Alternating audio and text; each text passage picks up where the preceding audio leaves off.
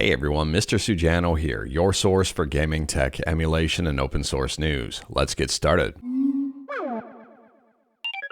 Alright, to kick things off, we're talking about some bad news or some good news, depending on how you wanted to look at the situation, and we're looking at Palworld versus Nintendo. Palworld has made an update on Steam here. Well, technically a couple of updates that have really changed things up. So if you are curious as to how the whole Palworld versus Pokemon lawsuit is panning out, I think this might give you a good idea. So update version 0.3.11 to Palworld, they say changes to player controls. And it basically eliminates Palsphere summons. So for the player, they've changed the behavior of summoning player-owned pals so that they are always summoned near the player.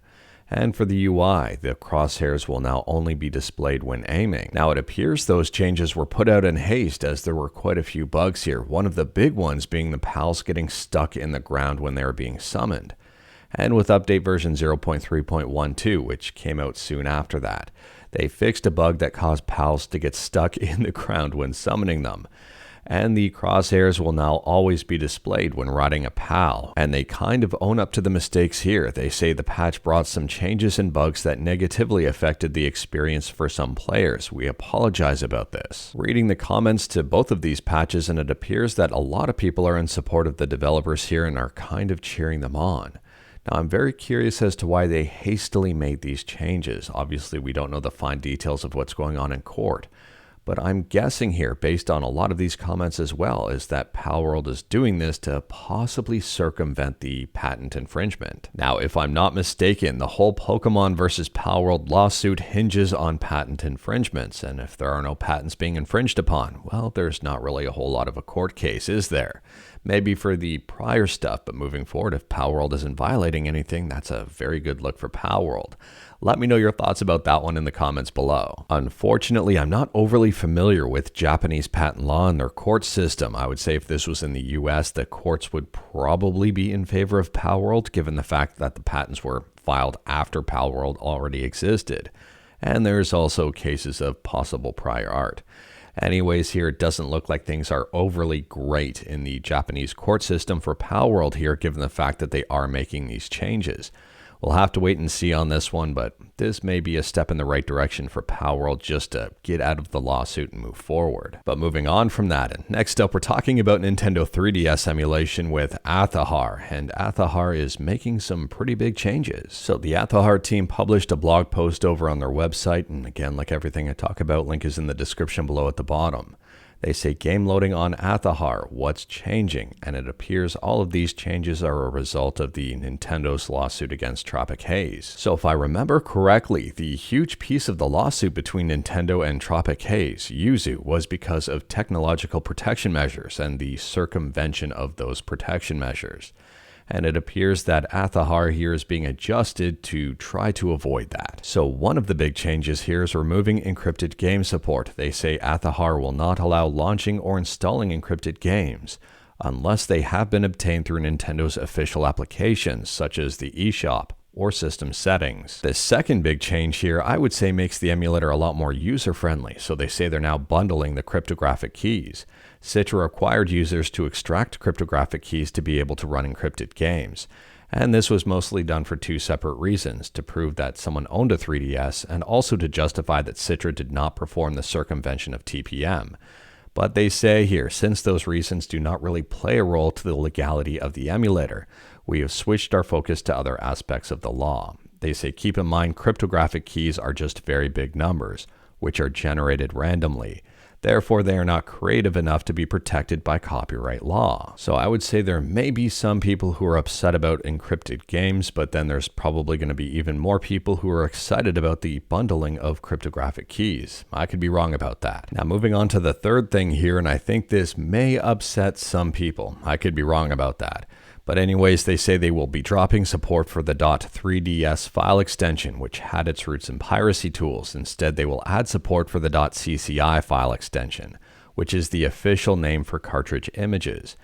And from my understanding here, if you are dumping your own 3DS games, the .cci or .3ds doesn't really matter. I think both are pretty easy to do. I mean, on a side note here, and again, I could be wrong about this, but I'm pretty sure the .3ds and .cci file formats are so similar that someone could potentially rename a .3ds file to .cci and it to work.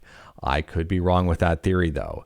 Anyways, decision 4, they say not providing game copying guides. Since every jurisdiction is different, we leave it to users to determine the proper and lawful method for obtaining private copies of their own games. So let me know your thoughts about these changes to Azahar in the comments below. And just taking a look here as well, this point is very interesting.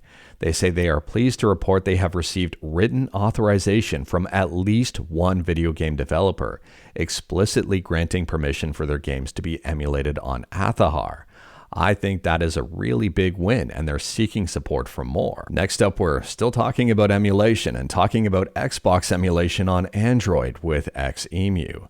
And it appears that, very similar to RPCS3 here, someone was able to get Xemu up and running on Android via their ARM64 build for Linux. In yesterday's video, we talked about how Google was working on a Linux VM for Android, which we will probably see in Android 16. If that happens, pretty much any emulator out there that has an ARM version should technically work on Android via that Linux VM. We'll have to wait and see here, but it does appear that Xemu does work that way. So if we head on over to Xemu's official website and take a look under Download for Linux, we can see under Flatpak, the supported architectures are x86-64 and Arch64. Arch64 stands for Subscribe to Mr. Sujano, or ARM Architecture 64, depending on how you want to interpret that. And it's basically the exact same as saying ARM 64. So we're going to have to wait a little bit just to see how Google develops this Linux VM for Android and how it shapes up. Is it going to be simple? Is it going to be straightforward? And how is performance going to be? I've been led to believe that it will support GPU hardware acceleration, which would be absolutely huge. There are other ways to get Linux on Android, to get Linux apps on Android, as we can see here, but I'm putting my eggs in the basket that the Google way will probably be the best way. I could be wrong though. Next up, we're talking about the Game Awards, which are set to take place later on today, at least at the time that this video goes live. Anyways, it appears that leaks are surfacing already about the Game Awards. One of them is a trailer here for Mafia: The Old Country.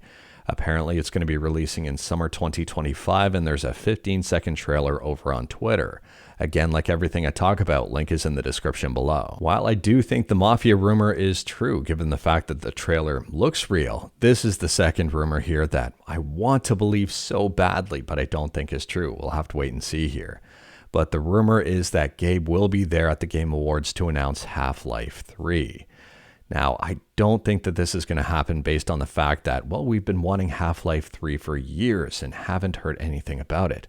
I mean, if you've been holding your breath for Half-Life 3, you've been holding it for a really long time, and it's pretty impressive. You probably have a world record. Anyways, here we'll have to wait and see on this one, but let me know your thoughts about this one in the comments below. I guess if you watch this video after the Game Awards, you already know the answer as to whether or not this one was real. And continuing to talk about leaks, next up here, we're talking about the Nintendo Switch 2. Now, we talked about the Switch 2 yesterday, or whatever the console is going to be called, because of accessory leaks. Well, it appears that even more accessories have been leaked online, and well, they've showcased what the Switch 2 is supposed to look like. Now, based on what I'm seeing here and comparing it to almost every other leak of the Switch 2 design, everything seems to match up in terms of the overall design.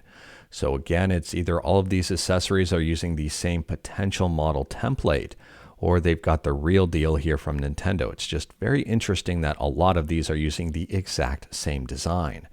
So I'm willing to bet that this might be the real look of the Switch 2.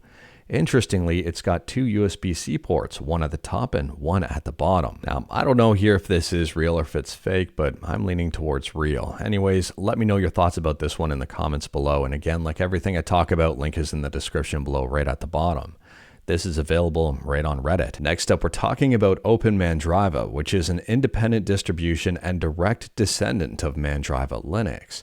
Now, Open Mandriva just got a brand new update with a very interesting new feature. Now, at the time of filming, the latest update for Open Mandriva is Rome 2412. Now, by default, it does feature KDE Plasma 6 as the desktop environment. However, they do have different spins available. And one of those desktop environments they now offer is Cosmic 1.0 Alpha. Now, for those who may not be aware, the Cosmic desktop environment is being developed by System 76. It's written in Rust. Now, I'm a big fan of System 76 here, and Cosmic is very new and exciting, at least to me. and they're currently in alpha, but seeing other distributions pick up Cosmic is awesome. I think this is very good for Linux.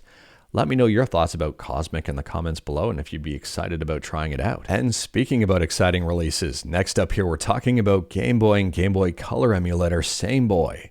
And SameBoy just released version 1.0. In my opinion, this is a pretty big release here. So they say this version is backward compatible with save states from SameBoy version 0.14.3 and newer, as well as save states from any BESS compliant emulator. So as for what's new here, the first thing is very exciting for people who have got an Apple Watch. SameBoy for watchOS is now available.